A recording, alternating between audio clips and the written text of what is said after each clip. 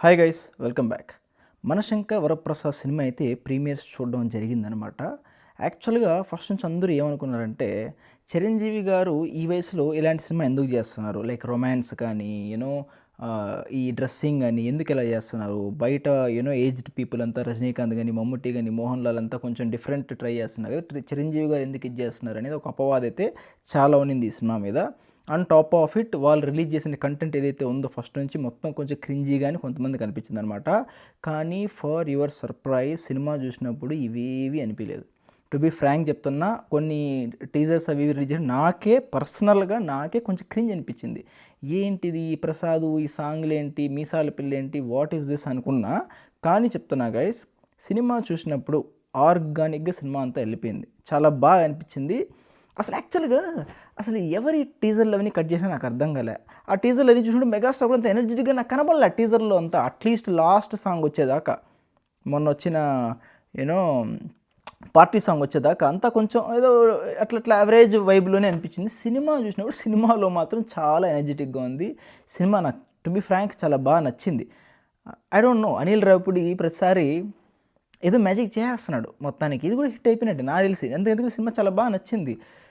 Starting నుంచి ending దాకా megastar vibe కానీ, ఆ ఎనర్జీ కానీ, అసలు ఈ ఏజ్లో 70+ ఏజ్లో ఆయన హార్డ్ వర్క్, ఆయన డెడికేషన్, ఆయన స్టైలు, ఆయన యాక్టింగు పాత సినిమాల్లో చాలా వరకు మీకు గుర్తొస్తాయి. సినిమా చూస్తే ఆ స్వాగు, ఆ స్టైలు చాలా బాగుంది. ఎస్పెషలీ ఆ ఫస్ట్ సాంగ్ ఏదైతే పార్టీ సాంగ్ ఉందో, ఆ హుక్ స్టెప్ సాంగ్ ఫెంటాస్టిక్.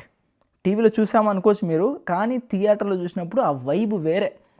ఒక విజిల్ వైబు, ఒక క్లాప్ వైబు, ఒక లే స్టెప్ వేయాలనే వైబు ఎనర్జెటిక్గా ఉంది. అదే సాంగ్ టైటిల్ కార్డ్స్లో కూడా వేశారు. ఎక్సలెంట్గా జరిగింది. ఆ సాంగ్ లాస్ట్కి పెట్టి చాలా మంచి చేశారు, ప్రమోషన్స్లో మంచి వైబ్ తీసుకొచ్చింది. అండ్ అడిషనలీ నాకేమనిపించిందంటే వెంకటేష్ గారి కెమియో కూడా చాలా బాగా నచ్చింది. లైక్ చాలా బాగా డిజైన్ చేసుకున్నారు, చాలా ఫన్నీగా, సింపుల్గా, చాలా బాగుంది. స్టోరీ లైన్ వెరీ సింపుల్ అండి. హస్బెండ్ ఒక వైఫ్కి కొన్ని కారణాల వల్ల విడిపోవాల్సి వస్తుంది, డివోర్స్ తీసుకోవాల్సి వస్తుంది. ఆ డివోర్స్ తీసుకున్న తర్వాత మళ్ళీ ఎలా జాయిన్ అవుతాడు, వాళ్ళ పిల్లలకి ఫాదర్ ఎలా అవుతాడు, వాళ్ళ వైఫ్కి హస్బెండ్ ఎలా అవుతాడు, ఇది కాన్సెప్ట్. కానీ ఇంతకుముందు రిలీజ్ చేసిన కంటెంట్లో అంతా, టీజర్స్లో అంతా ఎలా ఉందంటే ఏదో వైఫ్ ఎంట పడే హస్బెండ్ లాగా ఒక విధమైన పర్సెప్షన్ వచ్చింది. సినిమా చూసినప్పుడు చాలా ఎక్సలెంట్గా ఉంది, చాలా బాగుంది, బాగా డిజైన్ చేసుకున్నారు. కొన్ని మంచి పాయింట్స్ మీద కూడా చెప్తారు. ఏదో సినిమాలో ఈ మధ్య అమ్మాయిల అబ్బాయిల మీద కేసులు వేయడం ఇవన్నీ జరుగుతాం కదా, ఆమె కూడా చాలా సెటైరిక్గా అనిల్ రావిపూడి ఫ్యామిలీ ఏంటి, అమ్మాయిలకి ఆంటీలకి కొంచెం మంచిగా కంటెంట్ ఇచ్చే అనిల్ రావిపూడి ఇలాంటి మంచి మెసేజ్ ఇవ్వడం టు మై సర్ప్రైజ్ నాకే కొంచెం షాకింగ్ అనిపించింది. ఐ థింక్ అనిల్ రావిపూడి గారు యూ రాక్డ్ ఇట్. బాగా హ్యాండిల్ చేశారు. Fun was good. నాకు అన్నీ బాగా నచ్చినాయి. Everything was good. కామెడీ విషయానికి వస్తాయండి, నాకు పర్సనల్గా టు మై సెన్సిబిలిటీ పడి నవ్వాను అని అయితే చెప్పను, కానీ there was a smile on my face through out the movie. చాలా ఎంగేజింగ్ ఉన్నింది, ఎక్కడ బోర్ కొట్టలేదు. ఇక ఫ్లాస్ విషయానికి వస్తాయండి, ఫ్లాస్ ఏం పెద్దగా లేదండి. ఎందుకంటే ఇది కామెడీ మూవీ కాబట్టి అక్కడక్కడ లాజిక్ కొంచెం పొరపాటు అయినా కూడా ద ఎంటర్టైన్మెంట్ సినిమా కాబట్టి అది మనం క్షమించేస్తాం. సినిమాలో చిరంజీవి గారి పిల్లలు కూడా చాలా ఫేర్గా ఏదో నార్త్ ఇండియన్ పిల్లలా ఉంటారు. మేబీ నాకు తెలిసి డాడీ సినిమాలో ఆ చిన్న పాప ఎవరైతే ఉన్నారో ఆ పాప కొంచెం రిజెంబ్లెన్స్ వచ్చేలాగా కొంచెం చూస్ చేసుకున్నట్టు నాకు పర్సనల్గా అనిపించింది. అండ్ పర్ఫార్మెన్సెస్ విషయానికి వస్తే అంతా బాగుంది. మ్యూజిక్ అదిరిపోయింది, చాలా బాగుంది. బ్యాక్గ్రౌండ్ స్కోర్ కానీ, సాంగ్స్ కానీ అన్నీ బాగుంది. అసలు వెంకటేష్ గారు, చిరంజీవి గారు వచ్చి ఆ సీక్వెన్సెస్ అన్నీ చాలా బాగా కొత్తగా అనిపించాయి. పెద్ద స్టార్స్ కదా, మన చిన్నప్పటి నుంచి స్టార్స్ కాబట్టి వాళ్ళు పెద్ద స్టార్స్ కలిసి చేయడం, మధ్యలో కొంచెం యానిమేషన్ యాడ్ చేశారు పాతది, అదంతా చాలా మంచి ఒక ఫ్రెష్ వైబ్ అయితే నాకు అనిపించింది. I think movie is very good. I thoroughly enjoy అండి. పర్సనల్గా నేను సినిమా కూర్చున్నప్పటి నుంచి ఎండింగ్ దాకా I was literally engaged.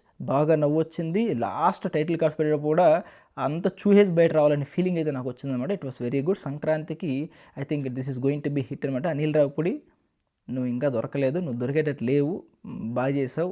I think కొంచెం భయపడ్డా, ఎక్కడ క్రింజ్ ఉండి మెగాస్టార్ ఏంది ఇట్లా అయిపోతుంది అన్న తేడా అవుతుందని, బాగా హ్యాండిల్ చేసావు.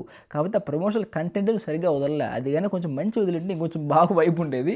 ఆ కంటెంట్ అంతా కొంచెం క్రింజ్ ఉంది. సినిమా ఏమో బాగానే ఉంది. ఆ ఫ్లోలో వెళ్ళడం వల్ల చూడడం అంతా చాలా బాగా అనిపించింది. I think movie is good అండి. నెక్స్ట్ మూవీ రివ్యూలో మళ్ళీ మేము ముందు వస్తాను. ఇంకా సినిమాలు వస్తున్నాయి, అన్ని వాటి గురించి మళ్ళీ ముందుకు వచ్చి మాట్లాడతాను అనమాట.